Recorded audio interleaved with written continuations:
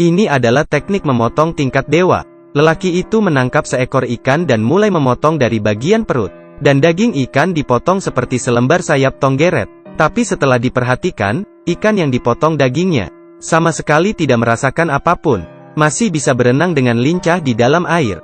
Master Hong adalah seorang koki dewa. Setiap ada pesta di desanya, dia selalu diundang untuk menjadi koki. Dia mengambil pisau kepala naganya, membidik tepat babi yang ada di depan mata. Sekali memotong, pisau akan mengelilingi tubuh babi, melewati tulang dan pembuluh darah, lalu berakhir keluar dari mulut babi. Tubuh babi terbagi dua, tulang dan daging semuanya terbelah. Tetapi pisaunya tidak terkena noda darah sedikit pun. Warga desa sangat terpukau. Tapi siapa sangka, di saat mereka melahapnya, tiba-tiba mereka merasa pusing, sakit perut dan muntah-muntah. Semuanya keracunan. Master Hong tidak mengerti. Semua sayur dimasak oleh dia sendiri. Mana mungkin ada salah? Oh ya, garam yang terakhir ditambahkan adalah pemberian muridnya. Dia yang ada di balik semua ini. Master Hong berang, dan mulai memukulnya. Murid tersebut akhirnya menyerah dan mengaku. Ternyata yang menyuruhnya adalah keponakan Master Hong. Sengaja mencelakainya untuk merebut pisau naga. Tapi masalah sudah terjadi, Master Hong harus menanggungnya. Kepala desa memukulnya dengan tongkat sampai terjatuh. Pisau naga yang merupakan simbol masa klan Hong juga terjatuh di lantai. Seketika kehilangan kilaunya dan menjadi berkarat. Dia diusir dari desa. Manusia yang memiliki keahlian yang luar biasa tapi tidak diterima dimanapun. Hati manusia memang licik. Master Hong pun datang ke kota, dan menemukan sebuah restoran bernama Empat Lautan. Dia menghentikan langkahnya, dan melihat totem yang ada di lantai. Dia teringat, ini adalah restoran yang dibuka oleh gurunya.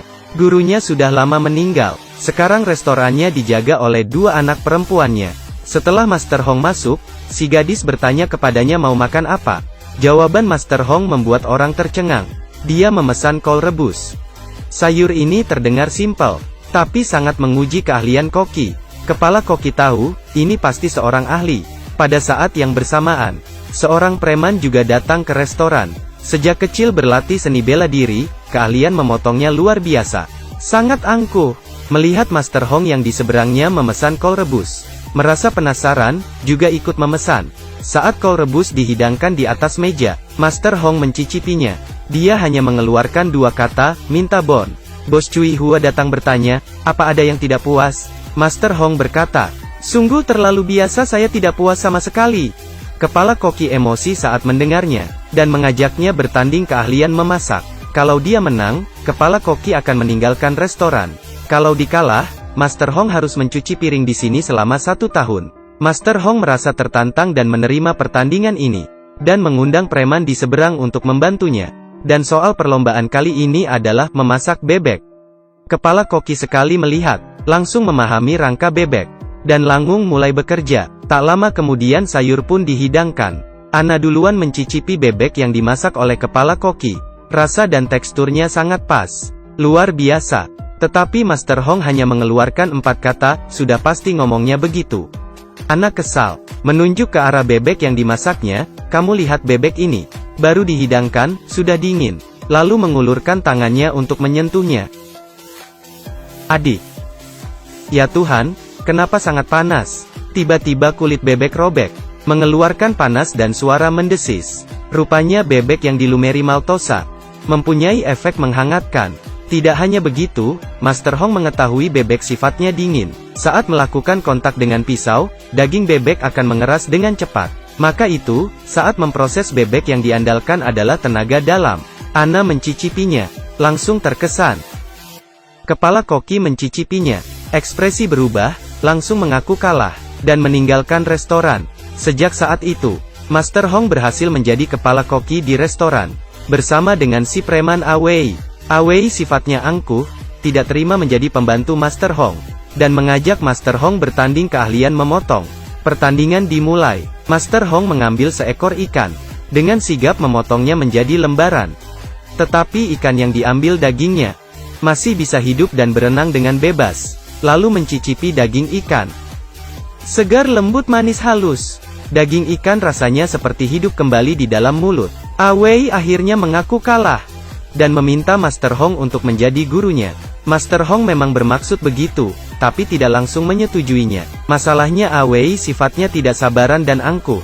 Master Hong mengeluarkan baskom berisi pisau-pisau. Pisaunya semua berkarat, lalu menyuruhnya mengasah pisau, melatih kesabarannya. Dalam beberapa hari, semua jenis pisau diasahnya sampai tajam sekali. Selanjutnya adalah membantu koki, dari pagi hingga malam. Mengiris kulit wortel, memotong daun bawang, bawang putih, jahe. Dari kecil sampai besar semua harus dikerjakan. Dalam waktu 2 bulan, Awei menghilangkan sifatnya yang impulsif. Master Hong akhirnya menerima dia menjadi murid, mengajarinya memasak. Yang pertama yang harus dipelajari adalah menggoreng telur. Masakan ini tampak mudah, tapi harus detail, supaya bisa wangi, empuk, lembut, halus. Saat mengocok telur harus pas kombinasinya. Panci panas dan masukkan minyak, atur apinya. Semuanya membutuhkan pengalaman. Kalau Awei berhasil mempelajarinya, baru bisa lulus.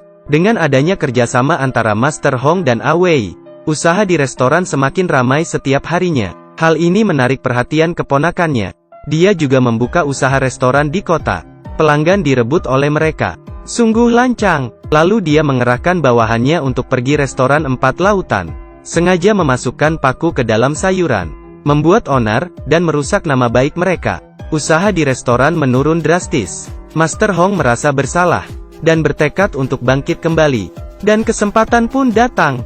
Di dalam kota akan diselenggarakan pertandingan memasak.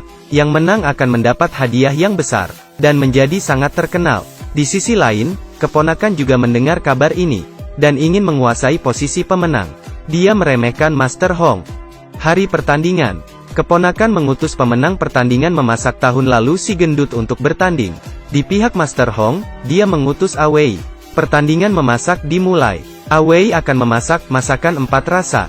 Dia membuang tulang burung puyuh, lalu dimasukkan ke dalam burung merpati.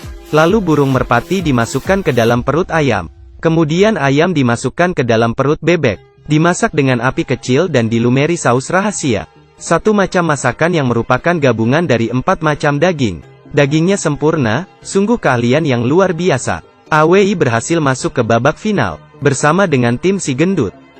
Soal untuk babak final, hanya ada 4 kata, memasak tanpa mengubah rasa, yang artinya tidak menambah bumbu apapun di dalam sup, hanya memasak tidak diubah agar rasa aslinya keluar. Si gendut memutuskan untuk membuat pencobaan Buddha. Sayur-sayuran, daging semua dipotong dengan detail. Lalu dimasukkan ke dalam kukusan bambu dan dimasak dengan api kecil. Masukkan ke dalam pot, dan tuangkan sup. Panaskan sampai apinya merata. Sebuah mahakarya, pencobaan Buddha, selesai. Para juri mengatakan masakan ini sempurna. Sebaliknya di sisi Awei, dia memutuskan untuk memasak kol rebus. Hal yang paling sederhana adalah hal yang paling susah dikerjakan. Mari kita bahas kol ini dulu. Harus menggunakan kol yang baru tumbuh. Dan memilih bagian yang paling muda dan manis. Lalu sayur kol ditusuk-tusuk dengan sebuah jarum, agar kesegaran dan kemanisan kaldu sayur kol bergabung dengan sempurna. Dan kaldu ini harus dimasukkan ke dalam cincangan daging ayam. Diaduk merata dan disaring secara bertahap, agar rasa supnya lembut, segar dan wangi. Terakhir tambahkan tahu yang diiris dengan pisau naga. Kol rebus selesai dimasak. Di hadapan juri, tahunya perlahan mekar dan menyatu dengan supnya. Mereka meminumnya dan menutup mata. Lalu merasakannya, sungguh puas.